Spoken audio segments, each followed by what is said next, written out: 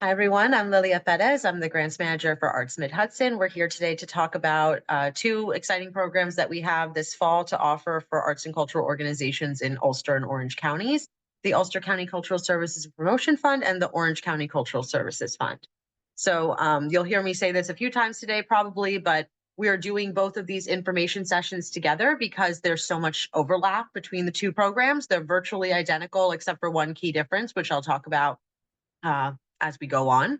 But we are so excited to be offering the Ulster County Cultural Services and Promotion Fund again with the support of the Ulster County Legislature. And we're really excited to be launching the Orange County Cultural Services Fund for the very first time this year with support from the New York State Legislature. Again, I'm Lilia Perez. I'm the grants manager for Arts Mid-Hudson. I've been with Arts Mid-Hudson over 8 years working on our grants programs. And Vanessa Capuccio-Bear is our grants associate. They're here today as well. And you can reach both of us at grants@artsmidhudson.org or at 845-454-3222, extension 11. I will say during the lead up to a grants deadline or award deadline, the best way to reach us is email. It's quicker. We're able to respond faster. We're able to just directly send you links or information in writing if that's what you need. So I encourage you all to send us an email, and if it's an accessibility issue or you really just need to get on the phone with us, you can feel free to call. I'll also talk about how you can set up an appointment in advance, which is definitely preferable to just calling the office. So in our presentation today, I'm going to go over the Ulster County Cultural Service Promotion Fund, which you will see shortened to UCCSPF, and the Orange County Cultural Services Fund, which you will see shortened to OCCSF. So I'm going to go over the purpose of each program, important dates associated with the programs, guidelines and application, how you're going to submit an application for funding. So we have a schedule of question and answer sessions available on Zoom. The full up-to-date schedule is available on our website, and there's two different pages on our website, one for each program. The Zoom Q&A sessions are the same for both programs. There's no particular one for Ulster, or particular one for Orange. You can bring any questions that you have to any of the Q&A sessions. You'll see that both dates are listed on both pages on our website. And you'll also see that the RSVP form is the same. You'll see both counties listed there. Once you sign up, you'll get a reminder before each Q&A session. The Zoom access information is the same for every single session. If you're here today for the info session live, you already are signed up and you'll be getting the reminders for the Q&A session.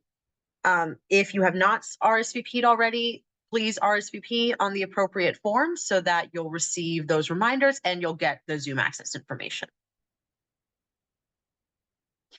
If there's any additional accommodations that we can provide you with that would facilitate your participation, please contact us and let us know. These might include specialized translation services, large text documents, technical support. We offer a wide variety of support. It's one of our charges as an art service organization offering public funding. And we also have specialized assistance for applicants, including, getting on the phone and discussing specific questions, brainstorming ideas, and receiving feedback if you'd like on a draft or draft of your budget. You can make an appointment to receive individualized assistance on our booking form, which is linked on our website. It's also, if you ever receive an email from grants@artsmidhudson.org, it's always in the signature of our email, make an appointment here. But it is artsmidhudson.youcanbook.me. If you go there, you'll be able to see our calendar and make an appointment that works for you. If you don't see any times available that work for you, especially if it's close to the deadline, send us an email and we'll see if we can fit you in somewhere else. We do leave some time open as flexible time. So as I've said, we have a really strong commitment to grants assistance. It's one of our main roles as an art service organization serving the Mid-Hudson region. Free and varied assistance available. Happy to help you put together your proposal through brainstorming or providing feedback.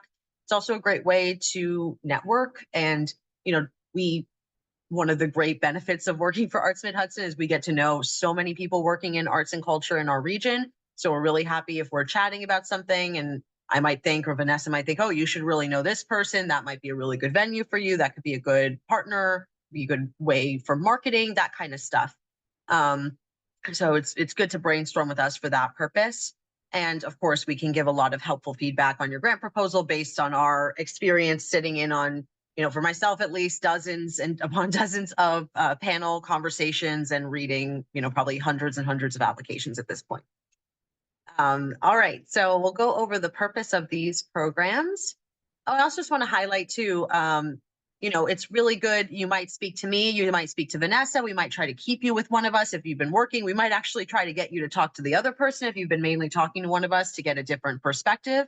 And we each have specialized areas of expertise. My background is in photography and visual arts, and Vanessa has a great background, really strong background in performing arts and in marketing. So, please feel, enthusiastic to speak to both of us, because we're both it's really the best part of the job is getting to give grant assistance and talk to applicants. All right. So the purpose for our program this year, I'm going to talk about each individually, and then we'll probably start talking about them together again. So the Ulster County Cultural Services and Promotion Fund, shortened again to UCCSPF, is a funding resource dedicated to maintaining the artistic and cultural assets of Ulster County through capacity building initiatives and programmatic support. Financial resources for this program have been made available by the Ulster County Legislature and are administered by us, Arts Mid-Hudson.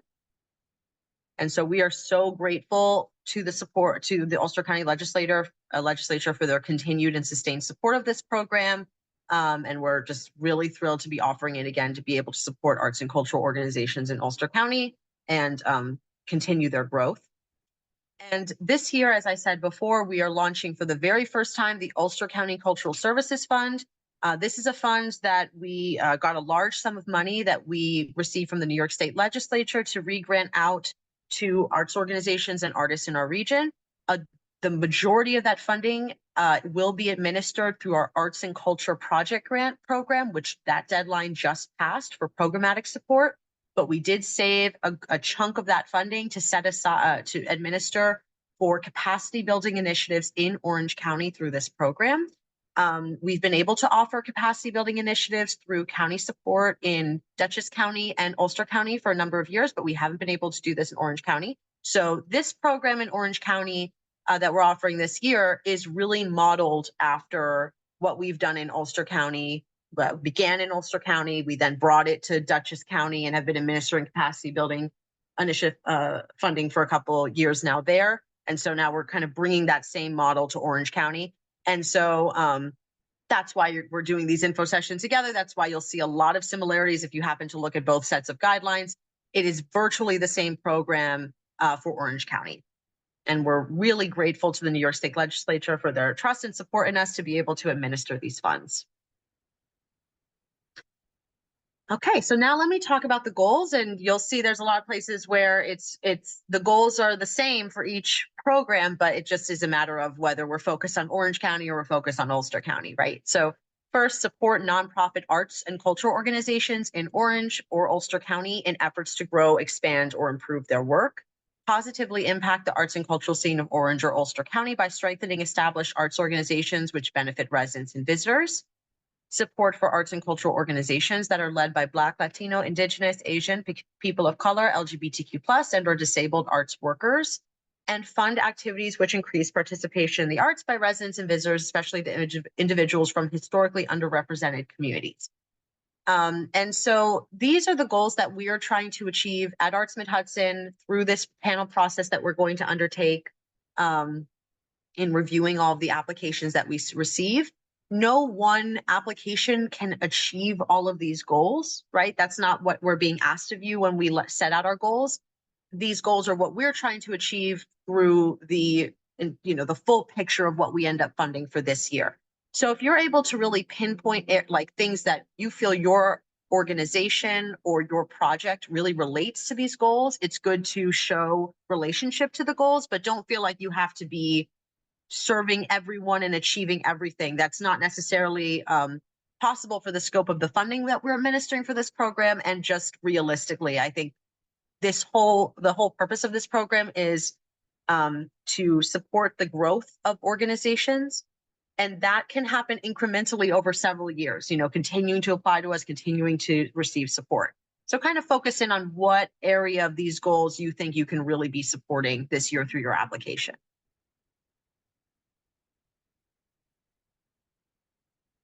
Okay. Important dates.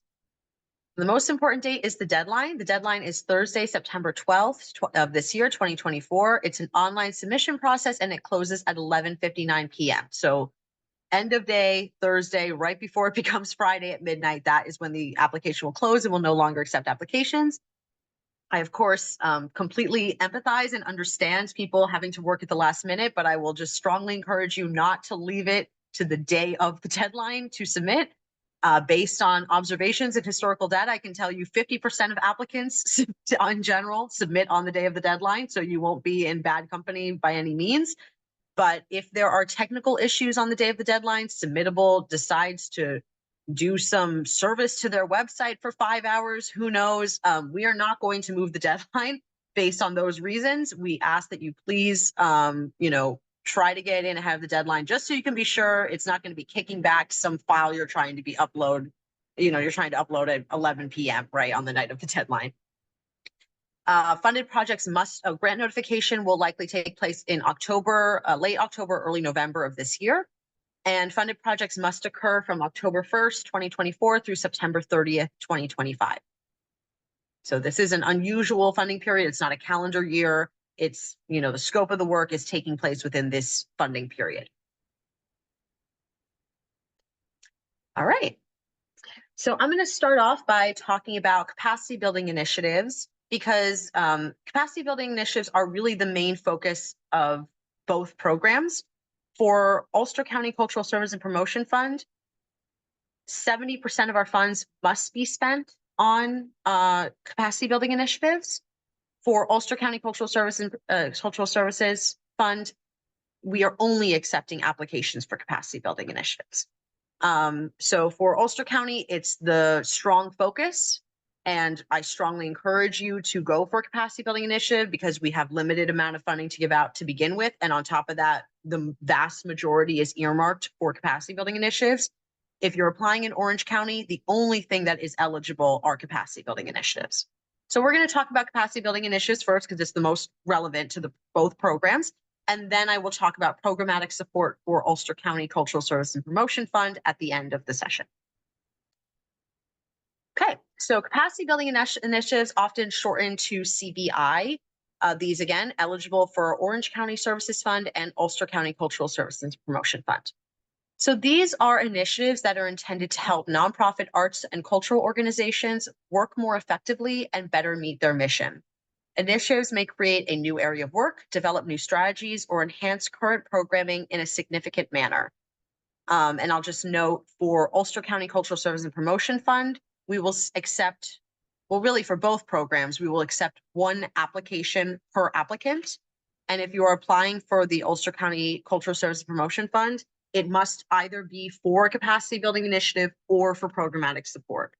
Projects that are kind of in the middle or asking for both are not going to be eligible. You must select, you'll see on the application, it's going to be in black and white, which one, it's going to be either or. You're selecting capacity building or programmatic support. When you do that for the Ulster County program, just make sure you're really thinking through your project and it really does neatly fall within one of those categories. Okay. So other key details for capacity building initiatives, funding requests can range from $2,500 to $7,500, and there is no cash match required. So your entire project budget could be $7,500, and you could be requesting that from us, and that would be eligible. I will say that having additional funding towards a project often makes it more competitive. It shows that there's buy-in from another entity, that you're thinking of contingency and backup plans if you don't receive funding from us or if you receive less funding than what you request, and just overall improves the feasibility of the projects, makes it more likely to happen. I'll say briefly at this point how our panel process works, although I'll go into detail on that in a bit. No Arts Mid-Hudson staff or board have a vote in our review process. Arts Mid-Hudson staff, including myself, Vanessa, and Melissa Dvorak-Thomas, our executive director, will be there for the panel discussion and deliberations. We'll participate in the conversation as needed, but really we're there to facilitate and serve as advocates for the applicants and for Arts Mid-Hudson's interests in what we're trying, to achieve with the program and what we've been charged to do on behalf of our funders. So the panel and those actually rendering the funding decisions are an entirely volunteer group of arts and cultural workers, artists, people with expertise in marketing or outreach or community engagement, or capacity building, growth, strategic planning for organizations. That group of individuals changes every year, so they're a little bit unpredictable, right? We don't really know. It's kind of each person reads the applications, they read the guidelines, they interpret that through their own experiences as an arts professional or cultural professional. And then the group comes together and their dynamic determines how the day goes and what gets funded, what they've interpreted through the guidelines. So all that being said, to get back to the funding amount and, cash matches, we might get a panelist who is always going to say, I want to see additional funding coming into the project, even though this says here it's not required, right? So just keep in mind, you'll hear me say throughout the info session, there are things that are eligibility factors, and then there are things that may make your application more competitive and are not necessarily an eligibility factor. But still could be a reason why an organization does or does not receive funding. Established nonprofit arts organizations or artistic programs that have been in existence for 3 or more years and have a record of success are eligible and encouraged to apply for funding. So must be in existence for 3 or more years does not mean have a nonprofit incorporation for 3 years, right? So you could have just been incorporated this year, but you've been doing programming for 5 years, right? You would still be eligible as long as you've been doing programming and are currently an eligible nonprofit. As far as mediums, organizations working in all expressive artistic disciplines and cultural work are eligible. This includes, but is not limited to, visual, performing, written, digital, traditional, and experimental mediums. More information about who's eligible. All applicants must be a registered 501c3 nonprofit organization, which identifies arts and or cultural services. Excuse me, I'm just gonna mute somebody. Okay. I'll start over. All applicants must be a 501c3 nonprofit organization, which identifies arts and or cultural services as a primary activity in the organization's mission. That is how we determine if an organization is an arts and cultural organization, which otherwise could be kind of a gray area open to interpretation. I will say that still sometimes happens where an organization is applying and maybe they've chatted with us and we've let them know. Ultimately, you're going to upload your mission statement to your application, and it should identify either arts or cultural services as a primary activity of what the organization is trying to do. Applicant organizations must be incorporated in Ulster County for the Ulster County Cultural Service and Promotion Fund, or Orange County for Orange County Cultural Services Fund. I will add to that, or have a legal address in the county. You'll see that in the guidelines. And have at least 3 years of programming history, as we discussed before, and have a board of directors or other governing body that meets to determine policy. In order to be eligible, you must have a non-discrimination policy in place and may not discriminate on the basis of race, color, national origin, religious belief, gender identity, sexual orientation, age, or disability. I will say on this, we are looking for a non-discrimination policy that was signed before, was approved by your board before you submitted the application. You will see on the application, we are not going to ask for this document. It's a very specific type of document that we would like to receive. And if we've received it from an applicant in the past, we don't want to chase them down for that again. We just keep them all on file. This is the one document we keep on file. So if we have the non-discrimination policy, if you applied to us in the past, we are unlikely to ask for it again. If you are a new applicant, or we just, you haven't applied since we started keeping them on file, we will ask you for this document after you apply. So if we ask you for the document and you haven't signed it yet, or it doesn't exist, it's going to seriously harm your ability to receive a grant from us. So we take this very seriously. We have begun really taking it seriously since we used to kind of do this on an honor system. And then we realized we shouldn't be, because a lot of organizations actually didn't have a non-discrimination policy in place.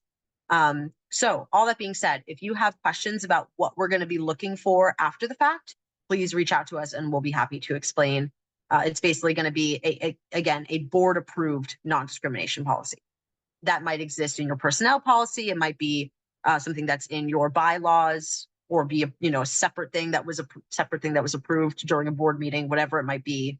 We're going to ask for it. It must be in adherence to the Nonprofit Revitalization Act of 2013. If you need any more information about that, please let us know. Who is ineligible? Individuals are not eligible for capacity building initiatives, public school districts, their components, meaning like PTAs or other supporting foundations for a public school district, colleges and universities and their supporting foundations, units of government agencies, libraries, and social service organizations. All of these are not eligible for this program.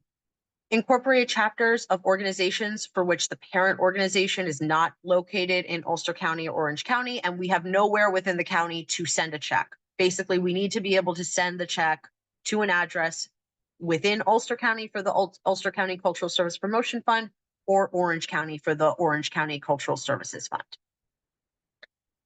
And any organizations or groups that have not submitted the requisite reports on prior funded activities to Arts Mid-Hudson, meaning if you got grant from us in the past and you never sent us your final report, you've probably gotten a lot of emails from us at this point, but you are not going to be eligible until that report is submitted. If you want to submit it, please do, and then you'll be eligible, and then we'll be all good. I don't know that we have too much of a problem with that right now, but just needs to be said. All right, so now getting into what initiatives are eligible, and there's capacity building initiatives are intentionally quite broad. We're really excited and encourage you to think of some creative new ways to build the capacity of your organization, but I'll talk about some of the main categories that they tend to fall into. So strategic planning or board development. This is a very common capacity building request that we get. New or expanded staff positions, capital improvements to buildings or facilities, technology upgrades, website upgrades, or other equipment upgrades.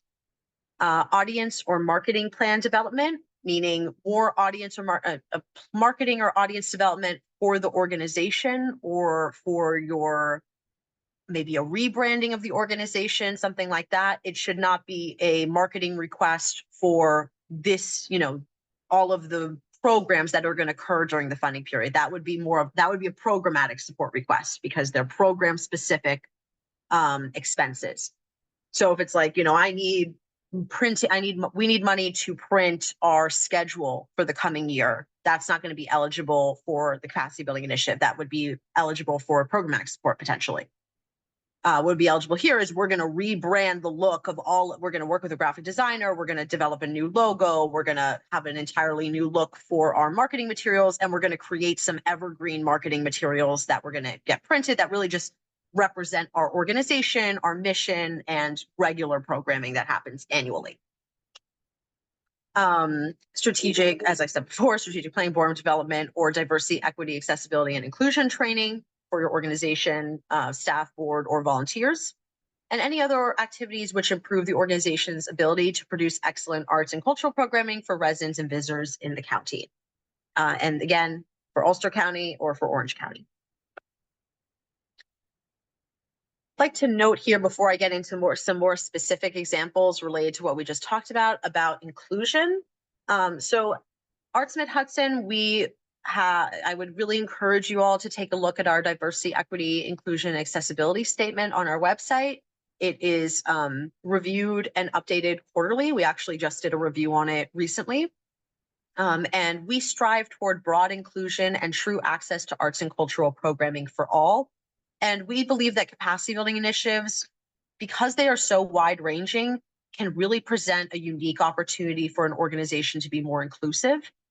So any kind of capacity building initiatives that are going to be focused and deliberately trying to expand your audience, expand access for artists, for audience members, whomever it may be, these are going to be like an extra bonus on top of your application if you're able to really thoughtfully talk about how you're expanding inclusion, expanding accessibility, and expanding equitable access to arts and cultural programming.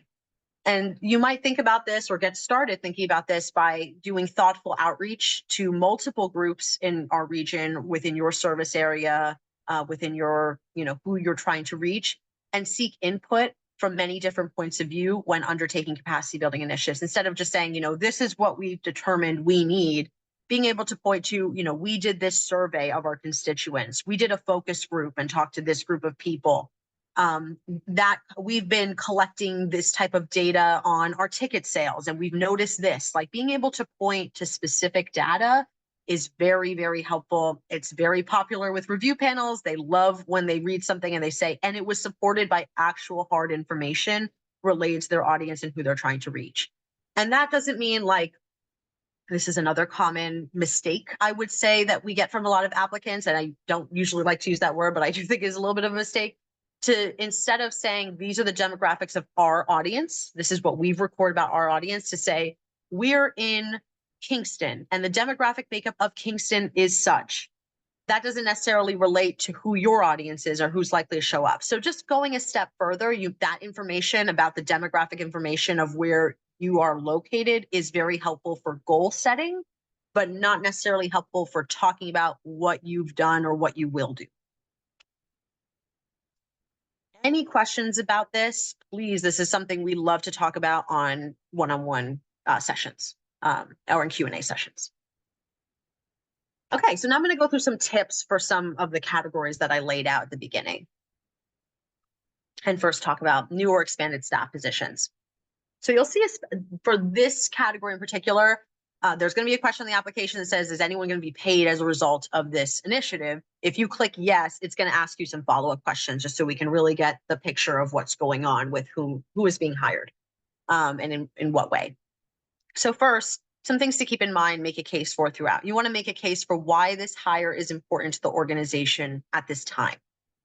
Why are you well set up to be able to take on a new person or be able to expand this person's hours? And what is it going to mean for the organization moving forward?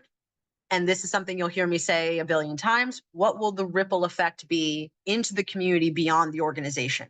Because you hired this person, what does that mean for your service to the community? What does it mean for your organization, your capacity as an organization, of course, but then also what does that mean for what you're able to provide to the public? What does that mean for what you're able to provide to historically marginalized individuals in our region? And that's another, we talk about it here now for new or expanded staff positions. Why now? Why now is, I think, one of the most important questions to any grant request, making a case for why this timing, why your organization has, what's momentum is happening that you can capitalize off right now with this. Why would investment from the county or from the state legislature at this time really make it a strong impact? And I often see applicants who are able to really successfully argue or communicate that be successful, because it's a very competitive, I haven't really said this yet, and I probably should. It's going to be a competitive applicant pool. We get a lot of really strong applications. We get a lot of strong applications asking for $7,500. And we have limited funds to give out. So being able to set yourself apart in this applicant pool is really critical. And being able to talk about why a time component, like this is the time to support us, can really make that case in a strong way.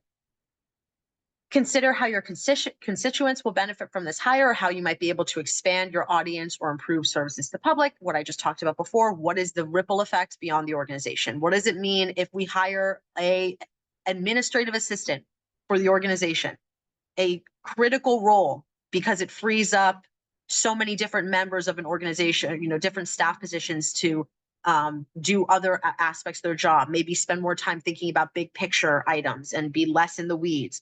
So, kind of thinking about why every staff person is critical to an organization's success, and why that new hire or that expansion, what it will free up for other staff members, what it will enable you to do, how it will not allow you to grow, and then what does that mean for the public? How will the job be posted? This will be directly asked of you if you're hiring someone new. And this is there are pros and cons, I would say, to, there's kind of two types of applications. There's either people saying like, we've already selected who we're going to hire, or we don't know who we're going to hire, we're going to post the job.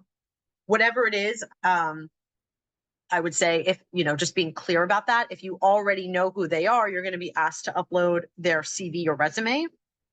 And you might include some information about how you came to that decision for that hire. We did a application process. This was our most successful candidate. That's pretty much all you have to say at that point.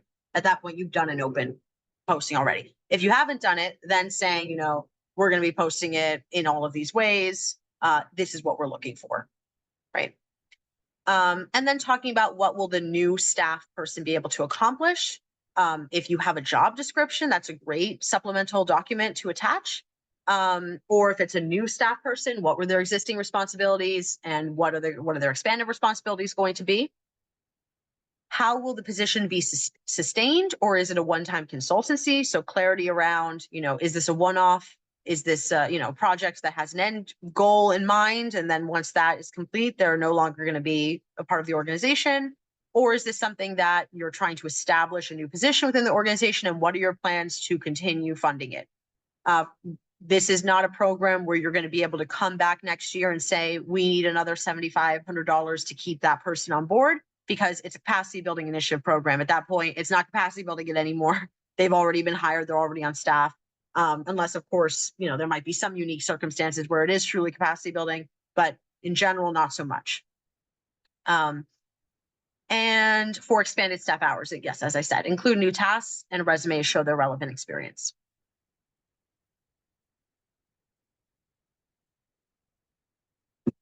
Okay, some tips for marketing and outreach initiatives. Kind of what I was talking about before when I was talking about inclusion. Being thoughtful, research-based, and realistic about marketing and outreach initiatives that you are trying to undertake that are capacity building for the organization.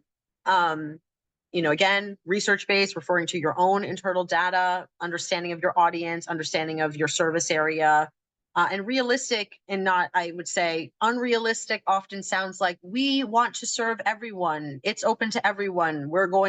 This outreach will reach everyone, right? That's not necessarily realistic, especially if it's not well supported by research or planning. So for example, if you're saying that we want to do a capacity building initiative to really expand into reaching the Spanish speaking community in Orange County, we want to translate our evergreen materials into Spanish. We want to hire a consultant who's going to guide us in a more in-person outreach process and so forth. That all needs to be supported by those plans. If you said we want to reach the Spanish speaking community and there was no plans around translation services, right, that would not be thoughtful or realistic or research based. Use this funding as opportunity to expand your current audience. We've talked about that. Hire individuals from groups to which you are trying to reach out. So we think, and you'll see this in our diversity, equity, accessibility, inclusion statement. We believe that individuals are best representatives of their own cultures and communities. So if you're able to hire somebody who is a part of the specific community you're trying to reach, we think that is going to be likely to be extremely successful. And we would like to encourage that. Seek input from individuals who are from historically underrepresented groups, as we talked about before. Relevancy of the programs to the audiences you are trying to reach, and relevancy is often established by, again, input, data, surveying, focus groups, conversations with that community that you're trying to reach, and clearly explain your reasoning for various promotion tools. I say this because sometimes you'll hear me say this in my general tips, but in general, you want to be thoughtful about not making assumptions within what you're presenting. And so if you're saying we need to do all of this printing, be clear around why you need to print those materials and where are they going to go? What is the real purpose? I would say, I don't know why, but for me right now, this is triggering printing, and large printing expenses, unless they're really well supported, can be less successful with panels. So I would just encourage you to, across the board, be clearly explain your reasoning for different tools that you're undertaking. Okay, and I'll talk about our evaluative criteria. This is the literal rubric that the review panel will use to score your application. So this is what they're going to be thinking about and reviewing based on. So first, artistic merit. the quality of the applicant organization's existing programming, track record, and the degree to which artistic quality will be improved by the proposed capacity building initiative. So this one is really established by the organization's track record, what they've been doing as an organization. And it really, artistic quality is referring to artistic quality and cultural impact as well, because this is serving both arts and cultural organizations. And I would, yeah, I wanted to say something else, but I lost my train of thought. Yeah, the track record, but then also proposed activities that you're going to do, enhancement of that track record of what you've been doing so far. Impact, the initiative supports the applicant organization in better meeting their mission. The initiative is likely to make a positive impact on the arts and cultural scene in Ulster County for the Ulster County Cultural Service Promotion Fund, or Orange County for the Orange County Cultural Services Fund. And the project directly benefits, involves, and seeks input from underserved audiences. And feasibility. The initiative has clearly defined activities, a realistic timeline and budget, and the applicant's organization demonstrates the ability to successfully complete the initiative as described. The applicant organization demonstrates the ability to make an alternate plan if required, and ability of the organization to meet evaluation and reporting requirements. Just some other tips about what we have noticed make for competitive capacity building initiatives. Highly feasible initiatives. So, going back to our evaluative criteria, feasibility is critically important because it's whether or not this is likely to take place, happen in the way it's described. So I would say, like for many applications, the first hurdle is it feasible? What they've described is it likely to occur in the way that they've described. Then thinking about, is there strong artistic merit and is it likely to be impactful? All of those things going together. But if you can really, feasibility is often a little more cut and dry in terms of like the details are figured out and it's feasible. Impact and artistic merit are much more subjective to panelists. So, I like to encourage people to be really focused on the feasibility so you can at least make sure that's checked off and strong. Sustainable. So, capacity building initiatives that have a plan for sustainability, likely to have a lasting impact on the organization and not just be a one-off that maybe has an impact this year, but doesn't have a lasting impact. Those that are likely to be long-lasting and sustainable are going to be more competitive. Clearly defined goals supported by your understanding of your audience or what you're trying to achieve, and demonstrating in the application that you have set goals for yourself, and there's something that you're trying to achieve with this capacity building initiative for your organization. And that ties into measurable success. So what are the ways that you would measure if you've reached that goal? If you want to talk about defining goals and measuring success, that's a great thing for us to discuss either in a Q&A or on a one-on-one session. Efforts which increase access to arts and cultural programming, those that are really, that's clearly built into the organization, to the application or focus of the application, are going to be quite, competitive. Applications from organizations who have a clearly defined history and commitment to thoughtfully serving historically underserved communities in Ulster County or Orange County, and contributes positively to arts and cultural offerings in Ulster County or Orange County. All right, so we've gone over capacity building initiatives, and now I'm going to talk about programmatic support. Again, programmatic support is only available through the Ulster County Cultural Service and Promotion Fund. There is no programmatic support category within the Orange County Cultural Services Fund. I'll say the reason why. The reason why is we are already went into that pot of money. It's the same pot of money from which we're administering the Arts and Culture Project Grant Program, which we have pending applications for programmatic support for Orange County right now. So we're not doing more, but we get this funding from the Ulster County Legislature in addition to that funding. So we have a little bit of funding there carved out for programmatic support.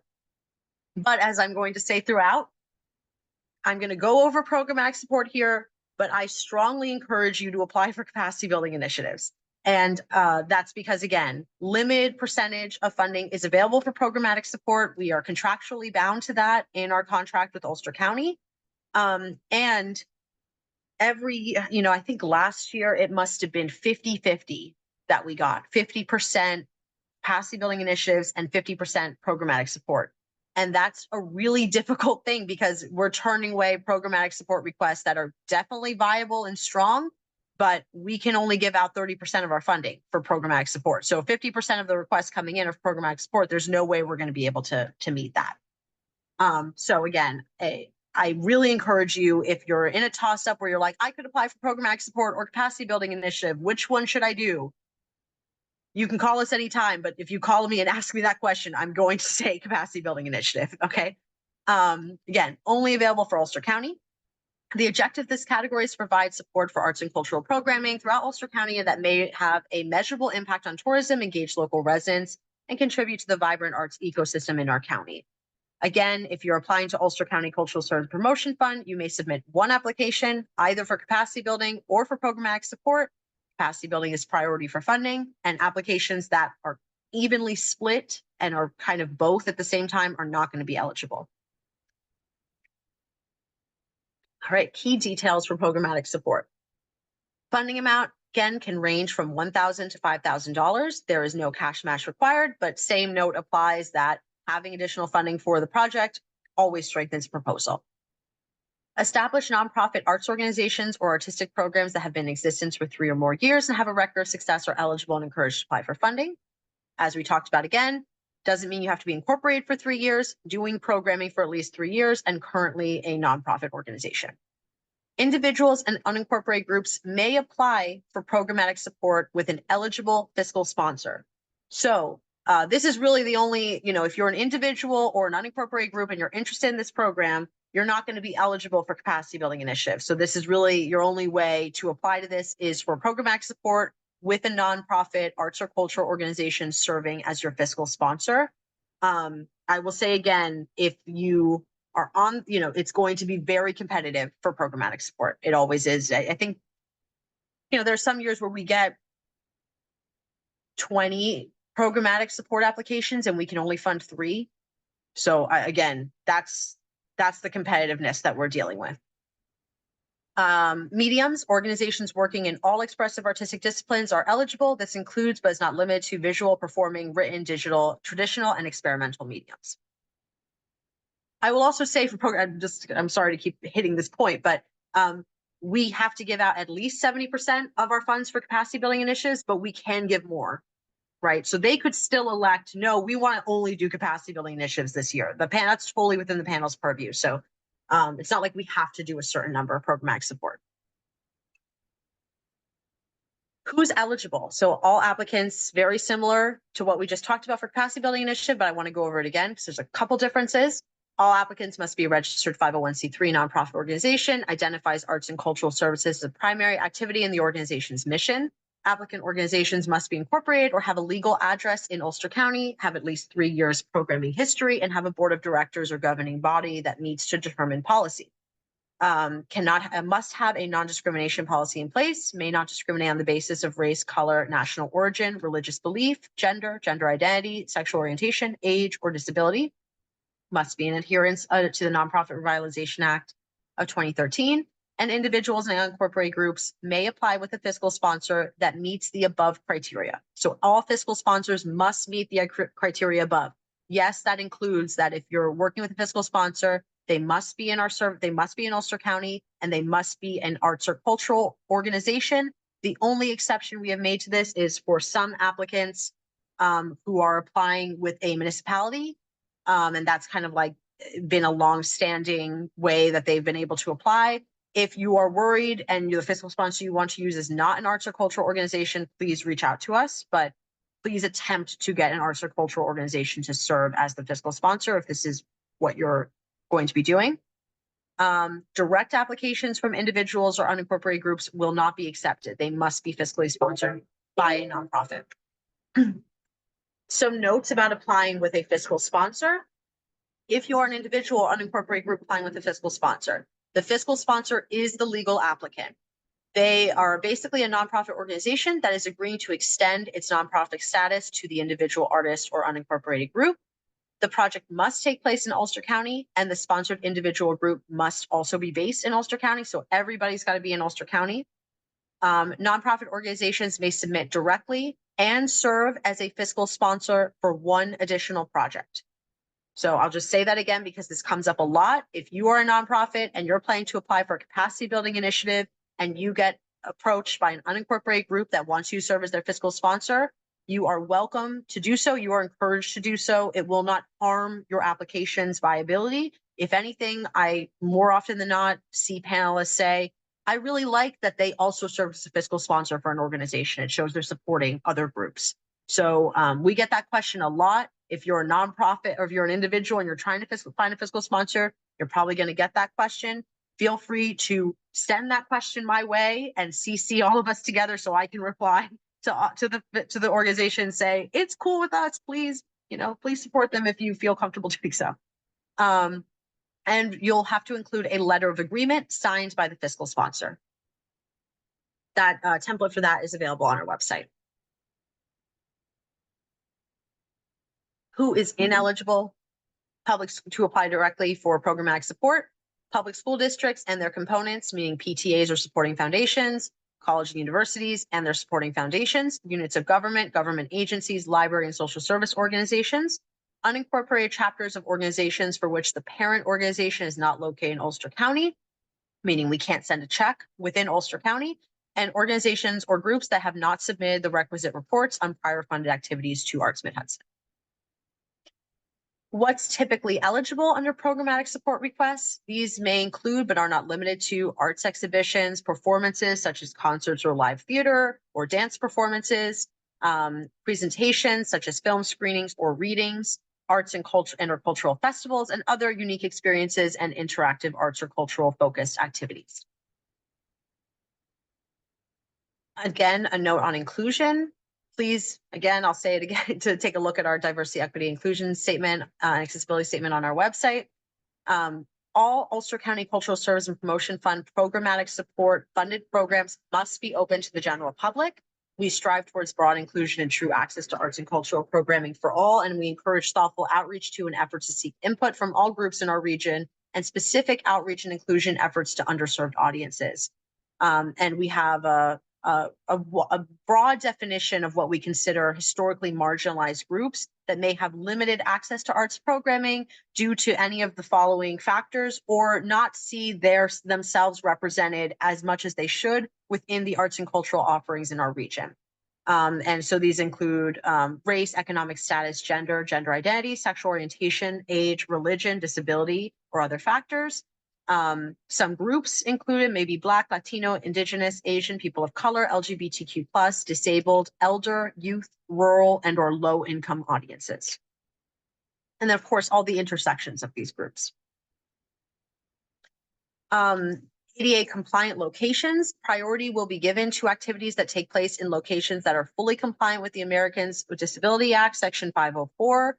And priority may also be given to projects that are taking additional methods to expand accessibility. These could be things like services for hard of hearing, visually impaired, translation services, any other things you're doing to address accessibility and disability in all its forms. In such a competitive applicant pool, applicants who are applying for programming that does not take place in an ADA compliant venue are going to be at a serious disadvantage within the applicant pool, because we already have such little programmatic support funding to give out in this category. All right, some expense priorities for programmatic support. Priority may be given to programmatic support requests for the following expenses: always artist fees, marketing expenses, consumable art supplies and materials, and efforts to increase accessibility to arts programming. I would say the most successful programmatic support requests are going to be ones that have a really clear impact on the community, have a broad impact, and maybe our majority of the funding is going to artist fees, and maybe a really reasonable and strategic amount is going towards marketing, consumable art supplies and materials, or an effort to increase accessibility in some way. You don't need to cover all of these in your request, all of these priorities. A very common comment from panelists are, oh, and it's all for artist fees. That's perfect. They love to see applications that are all for artist fees. But these are really the priorities. And so if you have expenses you want to include on your budget that are outside of these priorities, they should really represent a much smaller percentage of your ask in order to be competitive. And the evaluation criteria for programmatic support: artistic merit, taking into consideration the program design, proposed artists involved, audience experience, and artist organizations' past activities. On this note, I will say you will be another severe disadvantage if the artists to be involved are not identified in the application. That is how we judge artistic merit, is who's involved in the project. So any questions about that, please reach out to us. Impact: project is likely to make a positive impact on the arts and cultural scene in Ulster County. Degree to which the program directly benefits and includes underserved audiences and or underrepresented artists and arts and cultural workers. Creates a new program, fosters an emerging arts discipline, or increases opportunities for artists. Program quality is prioritized over the quantity of viewers. Just emphasize that again, that, for panels, they might look at an application and say, this has really strong artistic merit and it's going to serve fewer people, but the impact on those individuals is going to be so strong. And there might be another application where they say, the artistic merit is good, it's great, it's not like the best I've ever seen in my life, but it's going to serve so many people. And so that trade-off, like both could be successful. It really isn't like a one-size-fits-all approach to impact. It's really just you communicating what your potential impact will be and what the value of that is within Ulster County. And then feasibility: the program has clearly defined activities, a realistic timeline and budget, and the applicant demonstrates the ability to successfully complete the project as described. And the applicant demonstrates the ability to make alternate plans if needed. Again, competitive, some notes on what makes a programmatic support request competitive, and then we'll be wrapping up with some final tips. 30% of the funding is available for programmatic support. So please, if you're considering a capacity building initiative, maybe apply for that instead. And I say that because I won't get through to everybody, and we'll still, of course, get some amazing programmatic support requests that we're going to be really excited to fund, but I would really love to not have to turn down a ton of viable applications that could have been really viable capacity building requests, right? So just think that through when you're making your decision. Track record and commitment of the organization to reach underserved audiences through thoughtful outreach and relevant programming. Those that have that track record are going to be highly competitive. Projects that have a strong marketing and promotion plan and ability to monitor and report on program goals, outcomes, and attendance, meaning, that really relates to your ability to fulfill reporting requirements and contributes positively to the arts and cultural offerings in Ulster County. All right, some notes about submitting an application. Again, all grant proposals must be submitted online by Thursday, September 12th of this year by 11:59 p.m. at artsmidhudson.submittable.com. Submittable is the grants platform that we use to take in submissions. It is not a website we own. It is a website we pay to participate in and give access to all of our applicants. So if you have an issue like, I need to reset my password, where do I find what I submitted? Submittable, everything got deleted, technical issues with Submittable itself, we might be able to troubleshoot some things with you and we'll be happy to, but 9 times out of 10, if it's a submittable issue, you're going to be much better off getting an email into them as soon as possible, detailing your issue to their customer support, so that they can, help you reset your password or help you access something within your account. It may look like it's our website, but it is not our website. You're on Submittable the entire time you're working on your application. You create an account on Submittable and it's saved there so that you can continue to work on it over time. If you have any questions about just like generally using Submittable, though, that's a great thing to ask us about. And I'm not going to go too in depth on the application or Submittable during this session. It's something that I will happily do in any of the Q&A sessions, pull up, share my screen, walk through any specific questions. So take a look. I encourage you all to take a look at the application yourself, start filling it in, start identifying questions that are just easy to answer, yes or no. Oh, I have my mission statement. I can just copy and paste that in. Oh, I have my board list. I can just upload that ahead of time. Start getting all that stuff in so you can really see the full scope of the application. And then pinpoint any questions that you have for us and bring those to us during a Q&A session or a one-on-one meeting. If you require any assistance submitting the online form, contact us in advance of the deadline. All materials are available on our website, artsmidhudson.org.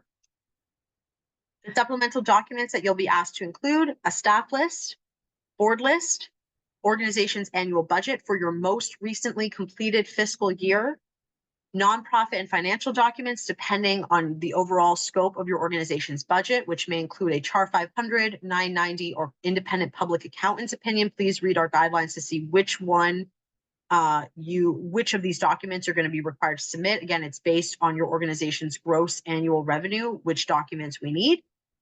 And supplemental materials. They are strongly, strongly recommended, especially for capacity building initiatives. Any supplemental or work samples that you have to demonstrate your track record and your artistic merit as an organization or cultural merit, please include those on your application.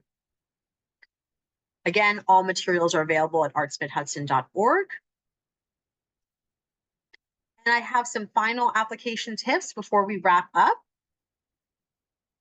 Answer the questions directly and succinctly. They're going to be reading a ton of applications, so I strongly encourage you to read to be as brief and succinct as possible, so that the panel can really digest what you're telling them. I often recommend to applicants to think about starting off each question response with a brief summary of what you're going to be talking about in the rest of the response, so that everything else kind of supports that summary.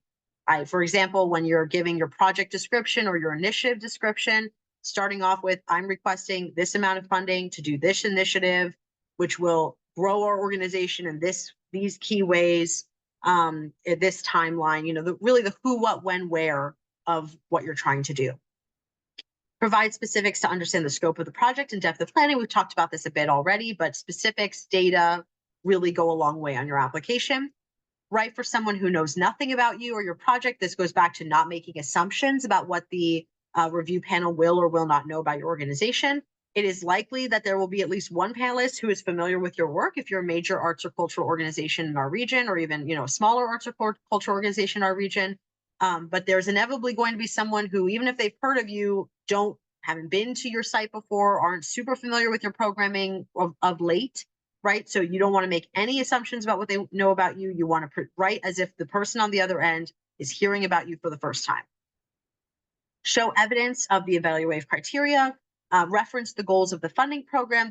All these things, whenever I'm working on a grant application, I like to go through the guidelines, any printed or written material that they have provided to the public, and just highlight anything or write down anything that really sticks out to me that I feel like I can align my writing towards, and kind of give that language back in my writing.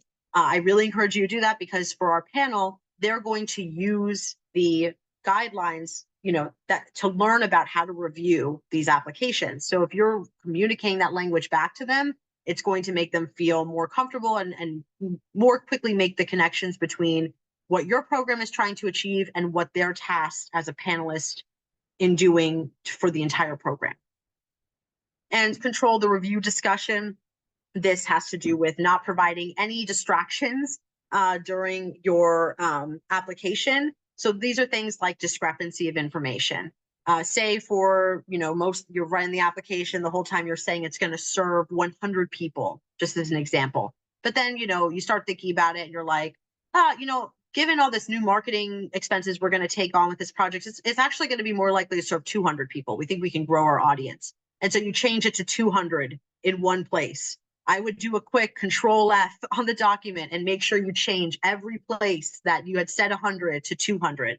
And so that kind of principle applies. Any kind of discrepancy of information, it can bring a review discussion to a grinding halt. And now all the panelists are just, instead, which one is the correct one? Oh, I think I read something here that indicates that this is really the right one. And now they're wasting time on a detective mission and not talking about all the really good things they like about your proposal. So you want to keep it controlled by giving very succinct, focused, accurate information. Some tips about the budget. And I just want to say a quick note, Vanessa, if you need to go, please go. I know you're hanging around the office, but please feel free to head out. So some budget tips. I really recommend working on the narrative and the budget together and checking for consistency, as I talked about before, that consistency, discrepancy of information. I actually even more so recommend doing the budget first. If you do the budget first, I think it provides a roadmap to the rest of the application. It really clearly talks about what you're going, if you know these are the expenses that I'm going to be asking for in the budget, you want to make sure that your entire proposal really supports that budgetary request and that they don't get to the budget and are surprised by what they're reading there. So I think doing the budget first is very helpful for you to write the application, and it keeps you focused. But at the very least, work on them together and always check for consistency from the budget to the narrative. On our budget form, you'll see that it's embedded on the application itself, and there's an explanation column. Use the explanation column to explain how you got to that number. So for example, say you have a consultant fee for a capacity building initiative. And it's $3,000. If it's blank, it's just gonna say $3,000. Maybe in the application, you've indicated that there are multiple consultants, right? Then we get there and we only see $3,000 for, under administrative. They're going to wonder what that number means. They're going to wonder, is that one fee to one consultant? Is it one $1,500 fee to one consultant and one $15 fee to another consultant? Or is it split some other way, right? So instead saying, administrative is the line, is the category, right? And then in your explanation column, you might write something like consultant fees to two consultants, $1,500 each. Then the total amount is $3,000. If you have any confusion about the budget, this is something we love to go over in the Q&A sessions. We can just focus in, I can pull it up. We can do a mock budget together.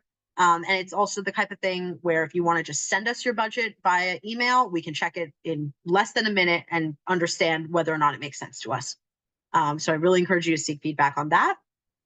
And do not leave any explanation columns blank. If there is a number, a line item, a budget request associated with it.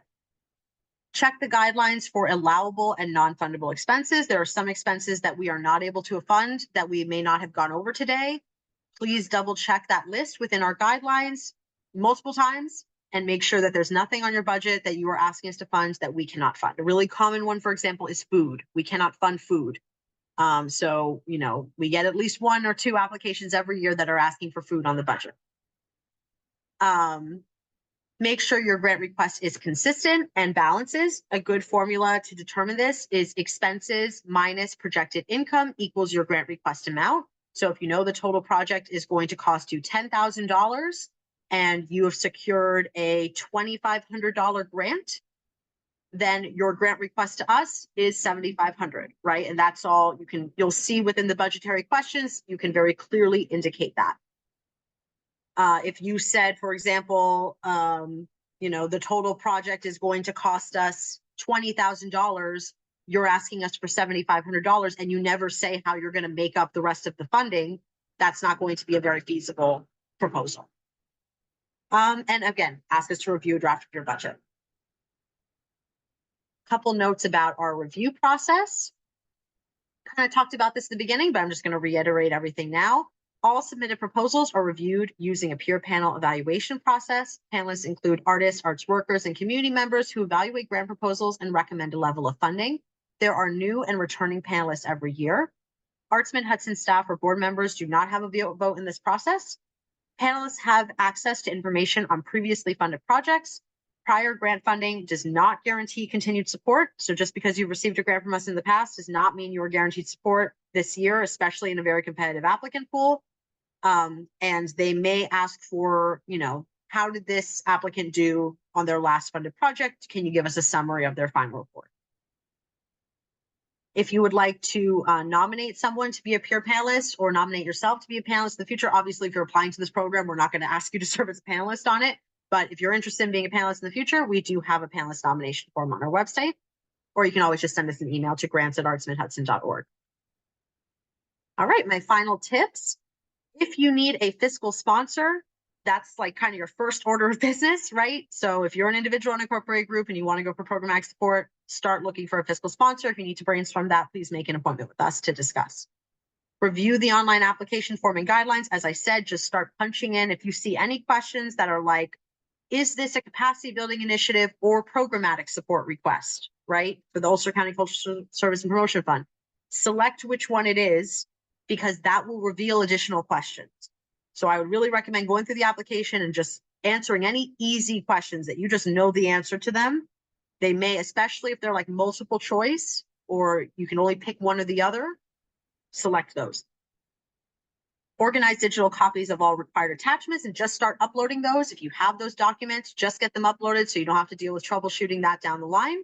And at any time, please feel free to make an appointment with us. We're happy and excited to talk to you.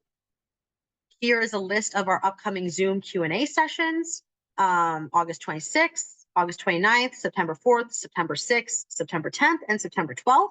On the day of the deadline, we will be doing a last-minute Q&A. It's we prefer doing it that way instead of trying to answer a whole bunch of questions, calls coming in on the day of. So we're happy to get everybody in all at once. No shame showing up on that day. I'll be happy to see you and happy to answer questions. And again, to sign up for the Q&A sessions, please RSVP on our website so you'll get the Zoom access information. And thank you so much for your interest. Again, I'm Lilia Perez. I'm the grants manager for Arts Mid-Hudson. Vanessa Capuccio-Bear is our grants associate. They are absolutely critical to this process. So you'll be in great hands talking to either of us. You can reach us at grants@artsmidhudson.org, 845-454-3222, extension 11. And I'll also just say, again, thank you for your interest. Thank you for the work you will do on this application. We understand it's a great deal of labor on your part to put in a grant application. And I just want you all to know we really value your efforts. We're really excited that you'll be applying to us, and we're very hopeful that we'll be able to support your work this year. And again, any questions at all, just reach out to us.